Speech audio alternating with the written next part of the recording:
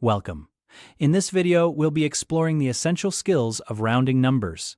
Specifically, we will learn how to round decimals, how to identify and use significant figures, and finally, how to use rounding to make quick estimations and calculations.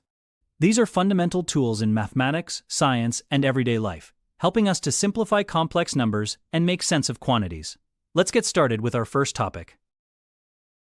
Our first topic is rounding off by number of decimal places. This is a common way to simplify decimals by keeping only a certain number of digits after the decimal point.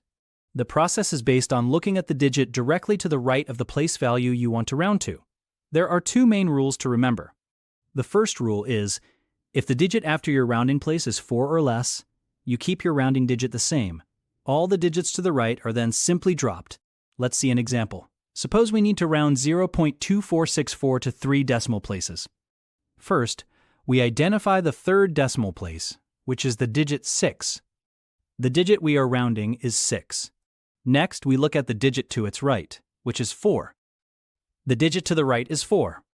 Since 4 is less than 5, according to Rule 1, we keep the rounding digit 6 unchanged and drop all the digits to its right. So, 0.2464 rounded to 3 decimal places is 0.246. Now, let's look at the second main rule for rounding. Rule 2 states, if the digit after your rounding place is 5 or greater, you add 1 to your rounding digit and then drop all the digits to its right. This means you are rounding up. Let's apply this rule to round 0.97381 to 3 decimal places. As before, we identify the third decimal place. In this number, that is, the digit 3. Here is our rounding digit, 3. Now, we examine the digit to the right of the 3. This digit is 8. The digit to the right is 8. Since 8 is greater than 5, we follow Rule 2 and round up. We add 1 to our rounding digit, 3, making it 4. Then we drop the 8 and 1.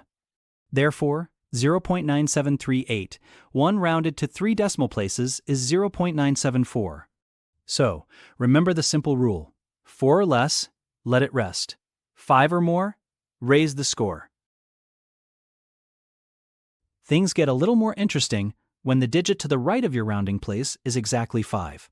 This is where we need to apply a third, more detailed rule, sometimes called round half to even.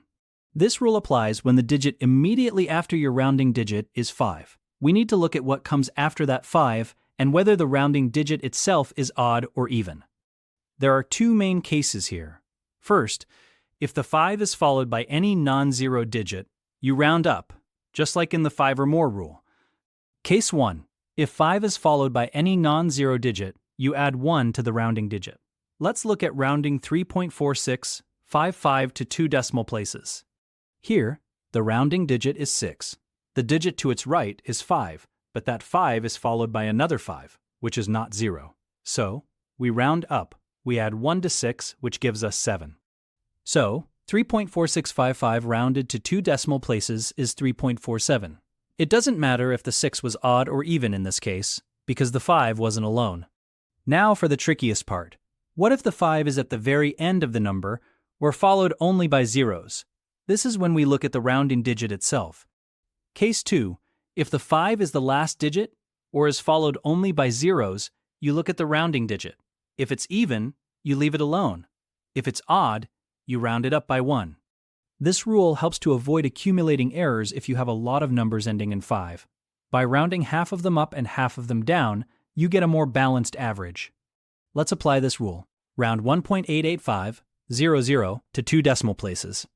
Our rounding digit is 8. The digit to its right is 5, which is followed only by zeros.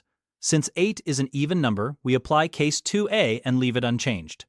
So, 1.88500 rounded to 2 decimal places is 1.88. Now let's see an example with an odd rounding digit. Round 0.2475 to 3 decimal places. Our rounding digit is 7. The digit to its right is 5, which is the last digit. Since 7 is an odd number, we apply case 2b and add 1 to it, making it 8. So, 0.2475 rounded to 3 decimal places is 0.248. Let's move on to our second main topic, rounding using significant figures. First, what are significant figures? A significant figure, or sig fig, is any digit in a number that carries meaning and gives information about the precision of a measurement. In other words, it's a digit we are confident in.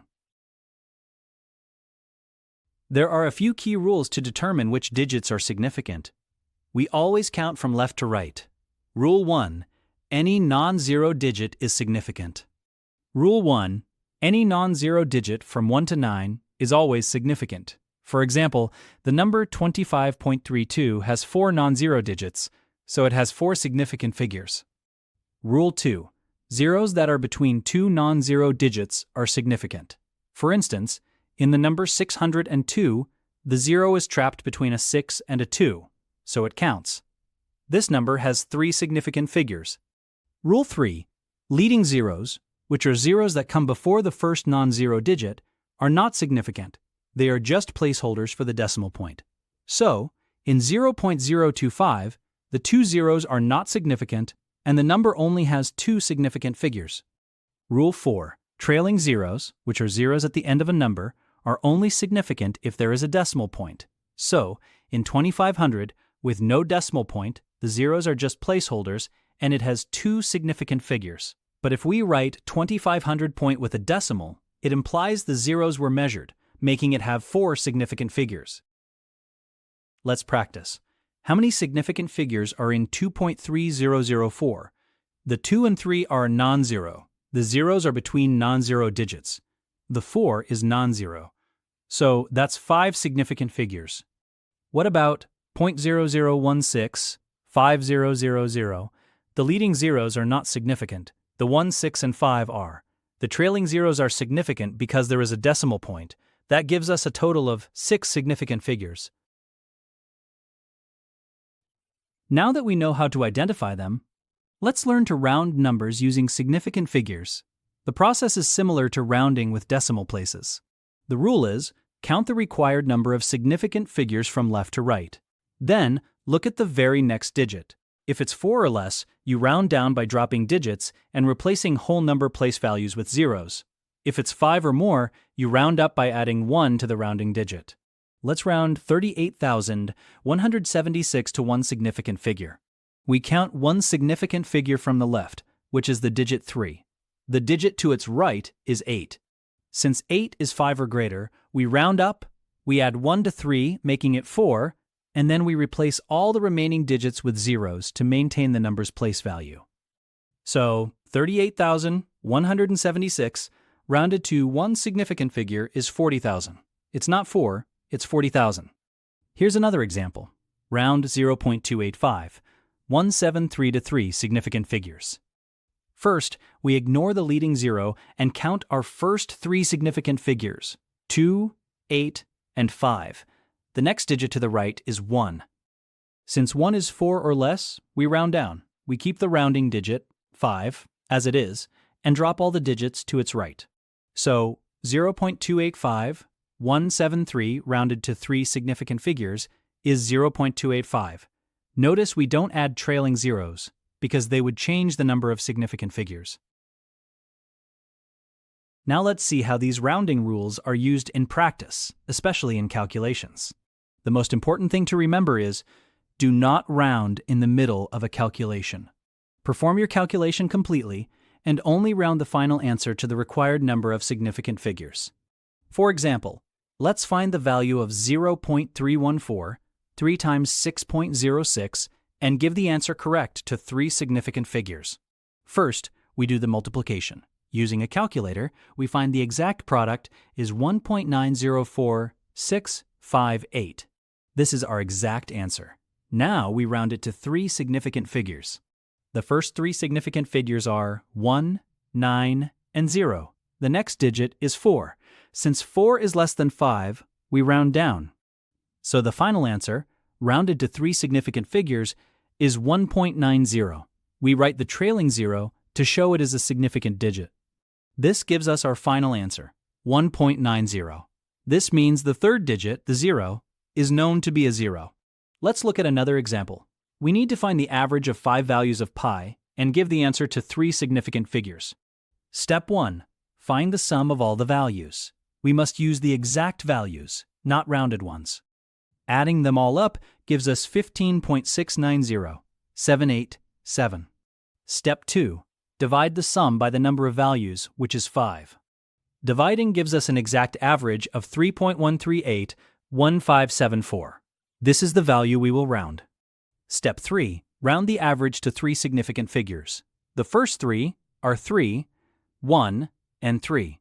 The next digit is 8. Since 8 is 5 or more, we round up, we add 1 to the rounding digit 3, making it 4, and drop the rest.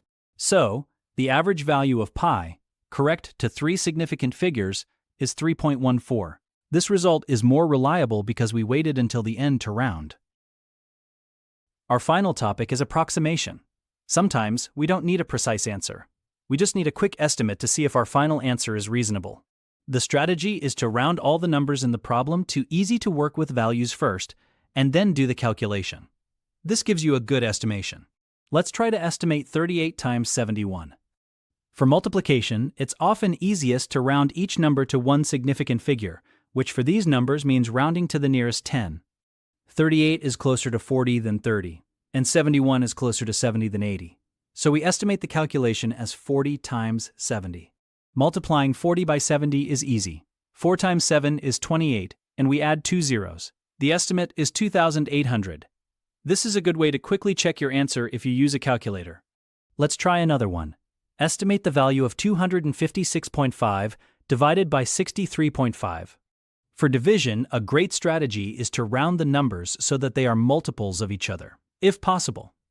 256.5 is close to 260. 63.5 is close to 60.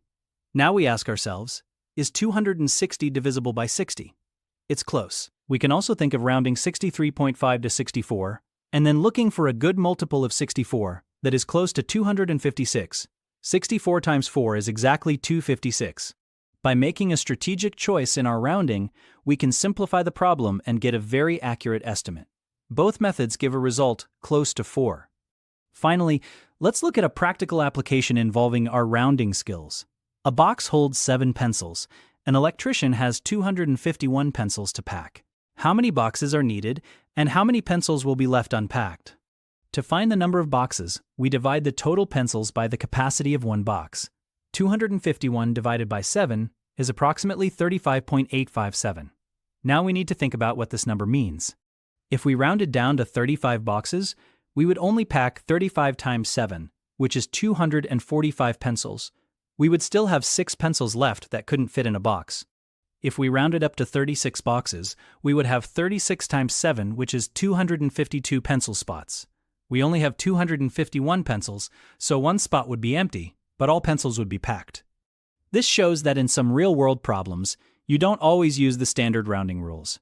You have to consider the context. In this case, we need 36 boxes, even if one isn't completely full, to pack all the pencils. The number of pencils left unpacked would be 0. Let's quickly recap what we've learned. First, we learned how to round decimals to a specific number of decimal places using 3 key rules, especially the special round to even rule for numbers ending in 5. Second, we defined significant figures, which tell us about the precision of a number, and learned the rules for identifying and rounding them. Finally, we saw how approximation helps us estimate answers quickly by rounding numbers to convenient values, and we explored how context can sometimes override standard rounding rules. By mastering these skills, you're better equipped to handle numbers in any situation. Keep practicing, and you'll find these tools incredibly valuable. Thank you for watching.